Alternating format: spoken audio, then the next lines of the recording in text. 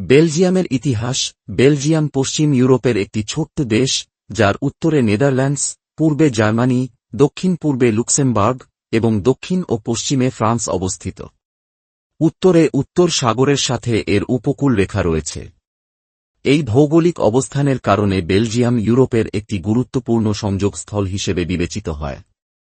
বেলজিয়ামের ভূখণ্ড ইতিহাসে বিভিন্ন সাম্রাজ্যের অধীনে ছিল, পরে নেপোলিয়নের পতনের পর নেদারল্যান্ডসের সাথে যুক্ত হয়। তবে ভাষা ও সাংস্কৃতিক পার্থক্যের কারণে বেলজিয়ানরা অসন্তুষ্ট ছিল। এই অসন্তোষের ফলস্বরূপ 1830 সালে বেলজিয়াম স্বাধীনতা ঘোষণা করে এবং একটি সাংবিধানিক রাজতন্ত্র প্রতিষ্ঠা করে। বেলজিয়ামের মোট জনসংখ্যা প্রায় 1,11,00,000। রাষ্ট্রের কোনো নির্দিষ্ট ধর্ম নেই, এটি একটি ধর্মনিরপেক্ষ দেশ। তবে ক্যাথলিক খ্রিস্টানরা সংখ্যাগরিষ্ঠ, যা মোট জনসংখ্যার প্রায় 60%। প্রোটেস্ট্যান্ট, মুসলিম, ইহুদি এবং অন্যান্য ধর্মাবলম্বীরাও এখানে বাস করে।